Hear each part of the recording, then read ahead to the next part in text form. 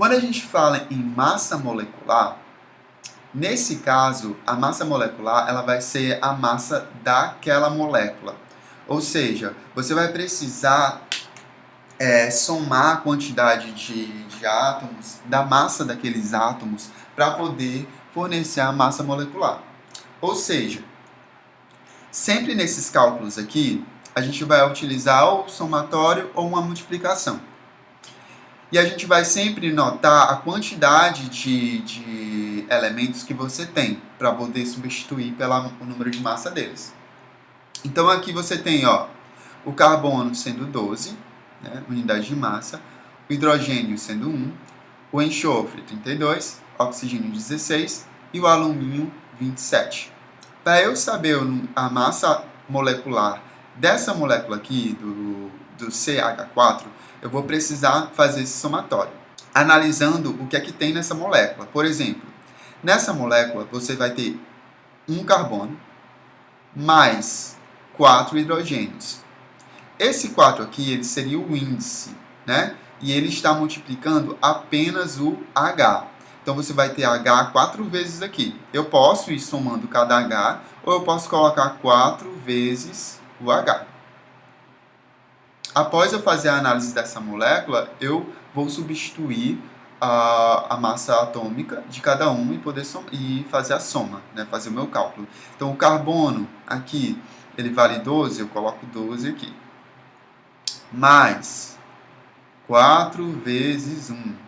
4 vezes 1 a gente sabe que é 4, né? Então acaba você tendo 12 mais 4, que dá 16. Nesse caso, a gente está trabalhando com a unidade de matéria, que é U. Então a gente coloca um Uzinho aqui no final. Mas lá na frente você vai ver que esses números eles são muito pequenos, né? Utilizando aí a unidade de matéria, e não é muito prático para a gente no laboratório. Vamos aqui para SO3. Aqui você tem um S mais 3 vezes o O.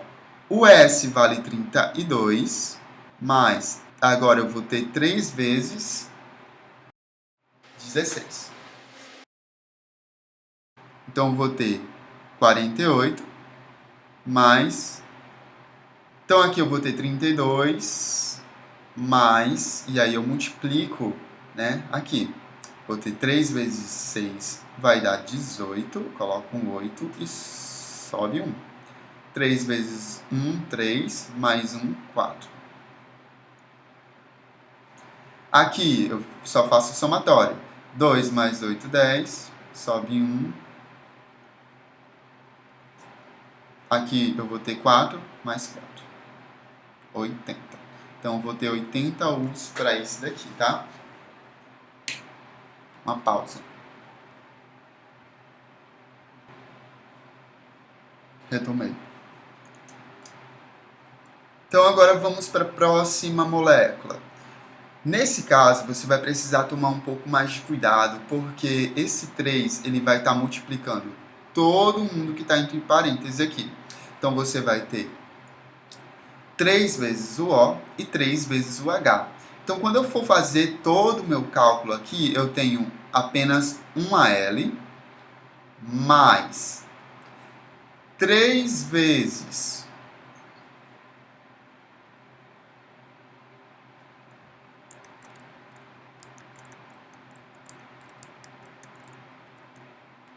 Então, quando eu for fazer o meu cálculo aqui, eu tenho que tomar cuidado, porque eu vou ter um AL mais 3 vezes o oxigênio mais 3 vezes o hidrogênio. Daqui eu vou ter que o AL ele vai valer 27, né? Então você coloca 27 logo aqui embaixo, 27 mais. O oxigênio já sei de cor, 3 vezes 16, mais 3 vezes 1. Bem, o que eu fiz aqui? Fica ligado. Eu substituí os elementos pela quantidade que eles, de massa que eles possuem, né? E aí eu estou fazendo somatório. Fazendo aqui os meus cálculos, eu ainda tenho 27 mais 48 mais 3. Vou somar esses 27 mais 3 aqui para dar tudo certinho.